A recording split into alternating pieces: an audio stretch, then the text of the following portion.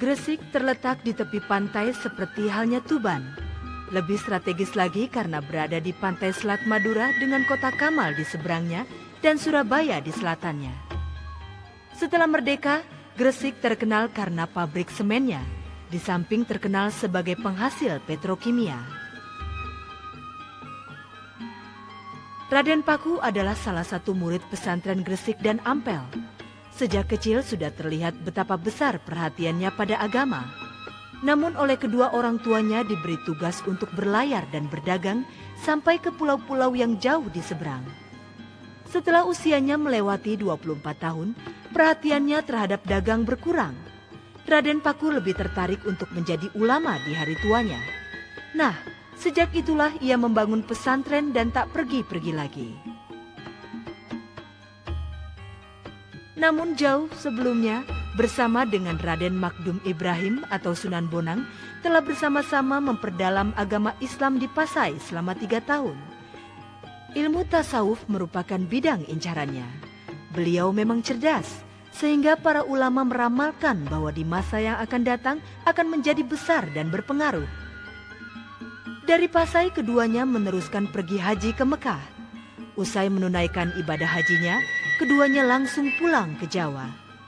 Raden Paku oleh Sunan Ampel segera diberi tugas untuk menyebarkan ilmunya di Blambangan yang saat itu masih beragama Hindu. Dan berangsur-angsurlah mereka masuk agama Islam tanpa pemaksaan. Namun orang-orang yang tak mau masuk Islam lalu memilih pindah ke Tengger dan ke Bali, meneruskan agama dan budayanya di sana.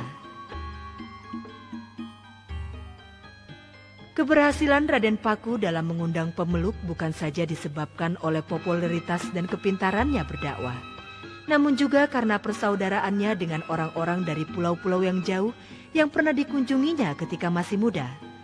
Mereka umumnya terkesan karena penampilan dan kejujurannya sebagai pedagang, karena kemudahan-kemudahan dan pertolongan yang diulurkan pada para penduduk pesisir yang dikunjunginya.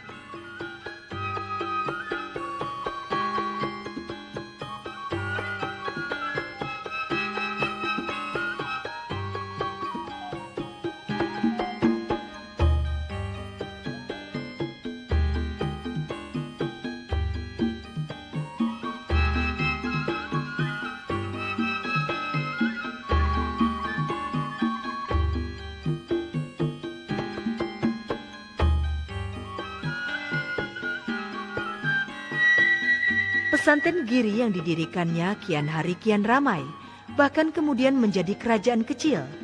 Dan ketika Sunan Ampel wafat di tahun 1498, Sunan Giri langsung diangkat menjadi mufti atau sesepuh Wali Songo.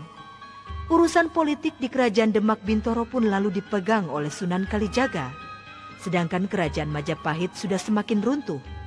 Ringkasnya, Sunan Giri atau Raden Paku berkuasa atas kerajaan Giri antara tahun 1478 sampai 1506. Setelah beliau wafat, diganti oleh Sunan Dalem atau Sunan Giri II.